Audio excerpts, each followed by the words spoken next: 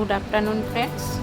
আজকে আমি একটি রেসিপি নিয়ে এসেছি, সম্পূর্ণ নিরামিষ মশলা পনির।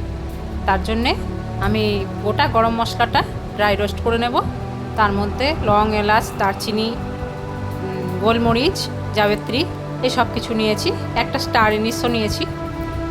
এরপর কটা কাজু নিয়ে নেব। কাজুটাও ভেজে নেব ভালো করে। তারপরে একসঙ্গে এগুলো মিক্সিতে পেস্ট করে নেব। এরপর আমি 250 গ্রাম পনির নিয়ে নিয়েছিলাম। পনিরটা টুকরো করে কেটে নিয়েছি। এরপর তেলে দিয়ে ভেজে নিচ্ছি। পনিরটা একটু লাল করে ভেজে নিতে হবে। দেখুন পনিরটা ভেজে নিচ্ছি। ভেজে নেওয়ার পর পনিরটা আমরা জলের মধ্যে তুলে রেখে দেব। পনিরটা যদি জলে রেখে দিই তাহলে পনিরটা নরম থাকবে আর খেতেও ভালো লাগবে। এরপর তেল দিয়ে দিলাম। তার মধ্যে একটু মৌরি, জিরে, গোটা জিরে, আদা কুচি, লঙ্কা কুচি, আমি এগুলো আগেই কুচিয়ে রেখে দিয়েছিলাম।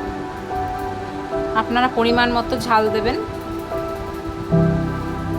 আর টমেটোটা আমি পেস্ট করে রেখে দিয়েছি। হলুদ দিলাম, জিরে গুঁড়ো দিয়ে দিলাম, ধনে গুঁড়োও দিতে পারেন, কাশ্মীরি মির্চ দিয়ে দিলাম। এরপর একটুখানি ভেজে নেব। কালারটা দেখুন খুব ভালো এসেছে। এরপর আমি টমেটো পেস্টটা দিয়ে দেব, দিয়ে ভালো করে কষিয়ে নেব। টমেটোটা ভালো করে কষাতে হবে যেন কাঁচা গন্ধটা একদম না থাকে। আর টমেটোটা দেবার পরে রঙটা আরও সুন্দর লাগছে দেখতে। দেখুন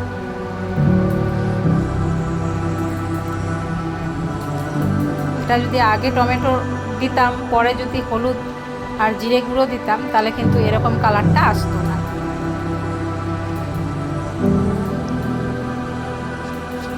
ভালো করে কষিয়ে নিতে হবে। একদম তেলটা ছেড়ে দিলে বুঝবেন টমেটোটা ভাজা হয়ে গেছে। এরপর আমি একসাথে বেটে রাখা মশলাটা দিয়ে দিলাম। সব একসাথেই আমি মিক্সিতে পেস্ট করে নিয়েছি। এটা দিয়ে ভালো করে নাড়তে হবে যেন কড়াইতে চিটে না যায়। খুব ভালো করে নেড়ে নিতে হবে। সামান্য জলও দিতে পারেন, আমি একটু জল দিয়েছি।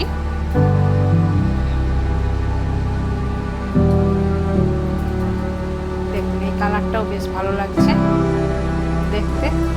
ভালোভাবে নেড়ে নিতে হবে। জল আমি দিয়ে দিয়েছি।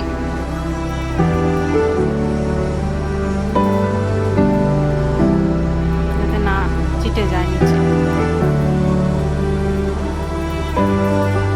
এরপর পরিমাণ মতো নুন দিয়ে দিতে হবে। নুন, টক দই দিলাম। এরপরে নুনটা দিয়ে দিয়েছি।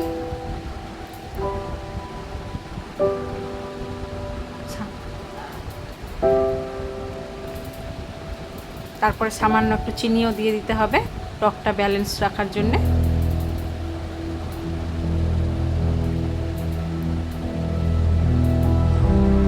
রান্নাটা খুবই ইজি আর খুব তাড়াতাড়িও হয়ে যায়।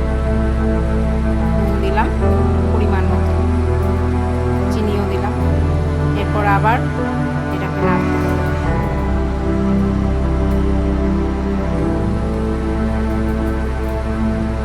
ভালো করে নেড়ে জল।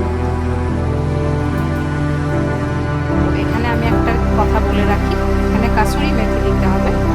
কাসুরি মেথিটা দিয়ে কিছুক্ষণ নেড়ে তারপরে জলটা দিতে হবে। তাহলে একটা ফ্লেভারটা খুব ভালো আসবে, কাসুরি মেথির ফ্লেভারটা আসবে।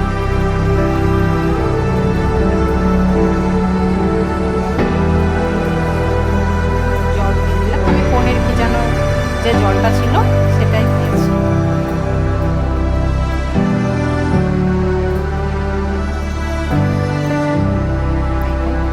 এরপরে পনিরগুলোকে দিয়ে দেবো। কম সময়ে এই রান্নাটা হয়ে যাবে, খুব কম সময়, বেশি একদম টাইম না থাকলেও, হাতে টাইম না থাকলেও